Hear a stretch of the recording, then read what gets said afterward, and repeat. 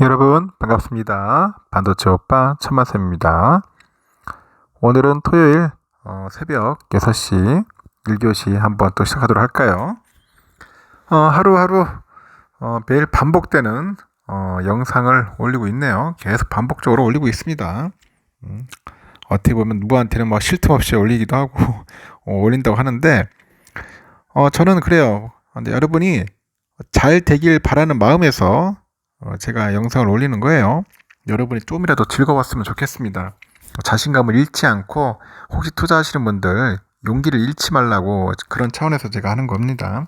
그리고 저도 멘탈 관리도 하고 저는 여러분에게 주식 투자를 권유하지는 않아요. 늘 얘기하지만은 주식 투자 안 했으면 좋겠습니다.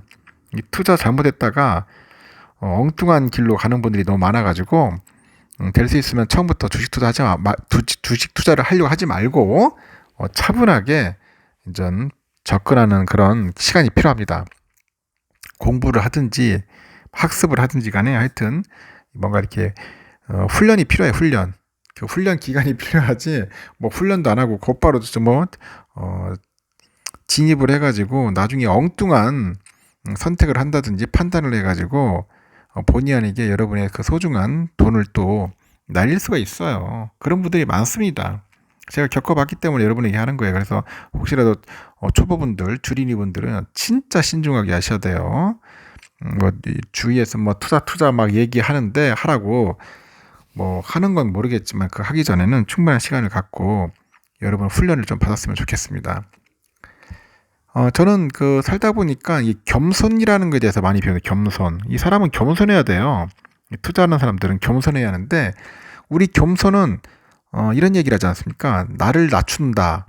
나를 낮춰야지만이 겸손이다. 그런 이야기를 하는데 이 반전의 또 이야기가 있어요. 대부분의 사람들은 자신을 낮추는 것을 겸손한 것이라고 오해를 합니다. 겸손한 것이다.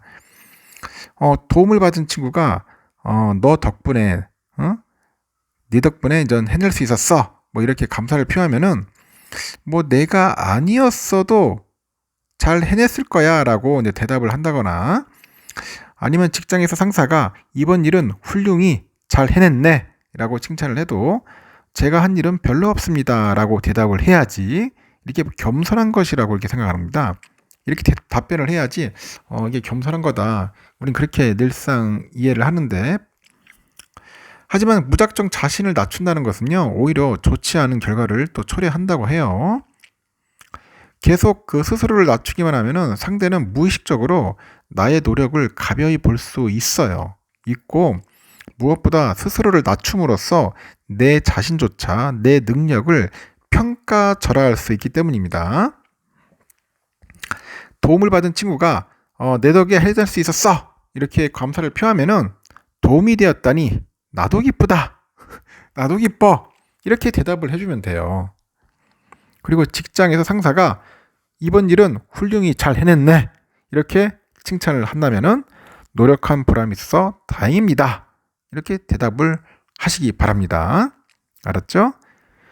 교만하거나 거만하지 않되 내 노력에 대해서는 충분히 인정할 줄도 알아야 한다는 거예요. 그리고 예의도 지키면서 내 자신에 대한 자존감도 높여나갈 수 있다는 것을 꼭 기억합시다. 알겠죠? 엄청 중요한 겁니다. 그러면 또 삼성과 다양한 관련된 이야기들 한번 또 여러분들에게 떠들도록 하겠습니다.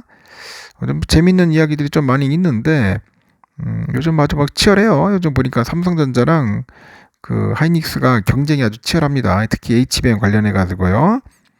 요즘 보니까 인공지능 AI 시장의 확대로 인해서 HBM 시장의 주도권을 둘러싼 메모리 반도체 업계의 경쟁이 치열해지고 있다. 그런 얘기를 합니다. 그래서 HBM 시장을 선점한 SK 하이닉스가 생산 능력 확장에 나서고 있는데 삼성전자도 이제 기술력과 물량을 내세워서 추격의 속도를 높이고 있다는 거죠. 하이닉스는 HBM 시장을 선도하기 위한 청사진을 또 제시를 했어요. 광노정 하이닉스의 CEO인데 지난 2일에 경기 이천 본사에서 기자간담회 열어요. 시장의 리더십을 더 확고히 하기 위해서 세계 최고 성능 HBM3 12단 제품의 샘플을 5월에 제공하고 3분기 양산 가능하도록 준비 중이다. 앞서서 지난달 25일에 1분기 실적을 그 컨퍼런스 콜에서 밝힌 것에 대해서 시점을 좀 앞당긴 것 같습니다. 하이닉스는 당초에 2026년 공급 예정이었던 HBM 6세대 HBM 퍼 12단 제품도 이르면 내년부터 양산할 계획이라고 밝혔어요. 이어서 HBM 퍼 16단 제품도 Advanced MR MUF 그런 기술을 적용할 방침이라고 하죠. 청주에 M15X가 있어요. M15X 이 공장하고 용인의 클러스터, 미국의 인디아나 투자 등을 통해서 HBM 캐파 확대와 글로벌 고객사랑 협력도 강조를 합니다. 그래서 곽 CEO가 미래 메모리 수요에 대응하기 위해서 청주의 신공장, 용인의 클러스터 등 국내는 물론이고 미국의 인디아나 공장 투자로 이제 생산 역량을 적기에 확충할 계획이라고 합니다. 앞으로도 과감한 R&D 투자를 통해서 테크 리더십을 지키겠다 그런 이야기를 하는 거죠. 올해뿐 아니에요. 내년에 생산될 HBM 제품이 이미 매진됐다는 사실도 밝혔습니다. 최근에 공급을 시작한 HBM3 8단은 물론이고 3분기 양산을 준비 중인 HBM3 12단 제품도 이제 포함된 것으로 알려져 있어요. 이렇게 하이닉스는 AI 반도체 시장의 큰손 고객인 엔비디아한테 HBM3를 사실상 독점 공급을 합니다. 이어서 지난해 8월에 HBM3 개발을 알린 지 7개월 만이죠. 지난 3월 메모리 업체 중 가장 먼저 HBM3 D램을 엔비디아에 납품하기 시작을 했고 2016년 이후 올해까지 예상되는 하이닉스의 누적 매출이 HBM 매출이 130억에서 170억 달러 그 수준으로 이제 추정이 되는 거죠. HBM3에서 주도권을 놓친 삼성은 차세대 HBM3E 이후로 시장 점유율을 높일 계획입니다.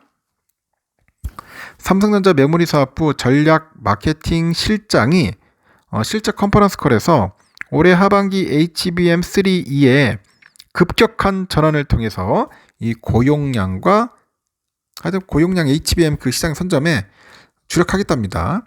그렇게 반격을 예고를 했어요. 반격을 예고를 했고 김 부사장이 그래요. 올해 그 HBM 비트 그로스 이 기준으로 했을 때 이 출하량을 전년 대비 3배 이상 늘리고 있대요. 내년에는 HBM 공급 물량을 올해 대비했을 때 최소 2배 이상 확대할 계획이라고 하죠. 특히 HBM3 8단 제품은 이미 초기 양산을 개시했어요. 빠르면 2분기 말부터 매출이 발생할 전망이라고 합니다. 업계에서는 처음 개발한 HBM3 12단 제품 샘플을 공급 중인데 올해 2분기 중 양산을 예정하고 있고요. 이렇게 초기 주도권은 내줬는데 5세대 HBM인 HBM3부터 초격차 기술력을 바탕으로 해서 시장을 이제 선점하겠다는 의지를 강하게 내비친 거죠. 삼성은 업계 최초로 24기가짜리 D램 칩을 실리콘 관통 전극 기술로 12단까지 적층을 해서 업계 최대 용량이죠. 36기가짜리 HBM3 12단을 구현하는 데 성공을 했습니다. 지난 3월에 젠슨 황 엔비디아 CEO가 미국의 세너제이에서 열린 그 연례 개발자 컨퍼런스 DTC 2024에서 그 삼성전자의 그 부스를 찾아가서 실물에 전시된 그 HBM3 12단 제품에다 뭐 젠슨 스인이라고 이렇게 적었어요. 그래가지고 기대감을 좀 높였죠.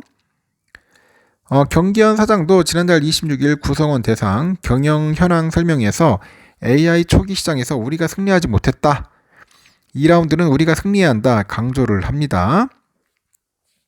후발주자인 마이크론도 2024 회계년도 2분기 실적 발표를 통해서 HBM3로부터 매출이 발생하기 시작했다고 하는데 25년에는 그 HBM 생산량 대부분이 이미 판매 계약이 끝났다 이렇게 밝히는 등 HBM 시장을 둘러싼 주도권 다툼이 뭔가 갈수록 치열해지는 것 같아요. 이에 대해서 김종환 하이닉스 D램 개발 부사장이 현재 HBM 시장이 크게 성장하고 있다고 하죠. 고객 입장에서도 한 개 공급사만 바라보기에는 불안하고 다수 업체 간의 그 선의의 경쟁을 필수로 보고 있을 거라고 합니다. 이런 부분이 급속히 성장하는 HBM 등 AI 메모리 시장을 한 단계 더 성장시키고 시장을 더 성숙하게 발전시킬 것이다. 이렇게 언급을 하는 것 같아요. 하여튼 뭐 치열하다. 서로 간에 박 터진다고 하죠. 맞아. 내가 볼 때는 하여튼 지면 안 돼. 질 수는 없죠. 절대로 하이닉스한테 질 수는 없습니다. 초반에 한번 밀리니까 상당히 고생을 많이 했어요. 이제는 좀 패배라는 거 없고 무조건 이겨야 한다. 미국의 오하이주가 내년에 가동을 목표로 2개의 첨단 반도체 공장을 짓고 있는 그 인텔에 연방 정부와 별도로 선물 보따리를 또 안겨주네요. 주정부 차원의 보조금을 대규모로 지급한 건데 공장 건설 비용 6억 달러, 그리고 도로하고 인프라 구축용 5억 달러, 용수 시설 3억 달러, 세제 혜택 6억 5천만 달러, 그리고 직원 교육 1억 5천만 달러 등입니다. 건물의 그 재산세도 30년 동안 면제해 준답니다. 와, 대단하네요. 엄청난 혜택인데. 연방정부 차원에서 제공하는 최대 85억 달러의 보조금하고 110억 달러의 대출 확약과는 별도입니다. 이 마이크론을 유치한 뉴욕주도 다양한 보조금을 주더라는 거죠. 이렇게 미국은 지방정부까지 천문학적인 보조금을 쏟아부으면서 이 반도체 전쟁이 나서는데 대한민국은 나홀로 뒤처지는 거야. 뻘짓을 하고 있어요. 특히 정부는 4월 총선에서 야당이 압승을 거두자 집적 지원 카드는 뒤로 한 채 이제 저리대출이야. 저리대출을 검토하고 있고, 진짜 방향전환이 시급하다는 지적이 나오는 거죠. 일단은 산업통상부 관계자가 그러나 봐요. 첨단산업발전기금 같은 것을 조성해서 시중금리보다 낮은 금리로 기업들이 대규모 자금을 빌릴 수 있도록 하자는 게 여러 선택지 가운데 하나다. 코로나 발생 초기인 2020년 40조 원 규모로 조성돼서 아시아나하고 제주항공 등에 제공한 기간 산업 안정화 기금의 새 버전을 만들겠다는 건데요. 규모는 확정되지 않았는데 최소 10조 원 이상이 들 것으로 추정이 되고, 관련 법 개정을 통해서 산업은행이 기금 조성과 관리를 책임지는 방안이 아이디어로 거론돼요. 채원은 기금체 발행과 정부 현물 출자, 기한기금 전출 등이 두루 논의되고 있고요. 지원 대상은 반도체랑 2차전지 등 국가 첨단 전략 산업으로 지정된 4개 업종, 그리고 향후 지정될 미래차, 로봇, 원전, 이 방산까지 총망라될 것으로 보입니다. 이미 올 3월에 그 한국토지주택공사 주식 2조 원어치를 현물 출자한 상황에서 추가로 출자에 나설 경우 정치권의 반대가 적지 않을 거라고 하죠. 시장에서는 정부의 보조금 정책에 대해서 실망감이 높다고 해요. 반도체 업계 고위 관계자도 지금 정부 입장과 정치상을 보니까 보조금은 사실상 물 건너갔다. 이대로라면 메모리 반도체 생산시설도 해외로 나갈 수 있다. 미국만 해도 대규모 보조금하고 용수, 전력, 도로 등 그런 모든 것을 한 번에 해결해 주지 않느냐, 이렇게 강조를 하는 거죠. 여러분 같으면 한국에 공장 짓고 싶겠습니까? 참 심각합니다. 대출 같은 간접 지원의 효용성에도 의문이 제기되고, 당장 미국에서 64억 달러의 보조금을 받기로 한 삼성은 연방정부에 대출을 신청하지 않은 것으로 알려져 있는데, 지난해 삼성전자가 자회사로부터 수십조 원의 돈을 빌려가지고 무차입 경영 기조가 깨졌지만은 올해는 실적이 회복되면 더 이상 외부 차입이 필요성이 없어진 까닭이겠죠. 첨단 기금의 선례격인 기한기금 역시 평판 리스크를 우려한 기업들의 외면 속에서 누적의 대출액이 1조 원에도 못 미칩니다. 하여튼 첨단 반도체 산업을 집중 육성하는 미국, 중국, 대만, 일본의 본가는 또는 그 이상의 국가 차원의 투자하고 규제 완화가 절실하다고 대학 교수들도 강조를 합니다. 이러다가는 진짜 말 그대로 공장 다 해외로 나가게 생겼어요. 일단은 삼성전자 관련된 이야기는 여기까지 하겠습니다. 여러분 좋은 하루 보내시고 또 다음 시간에 또 뵙도록 하겠습니다.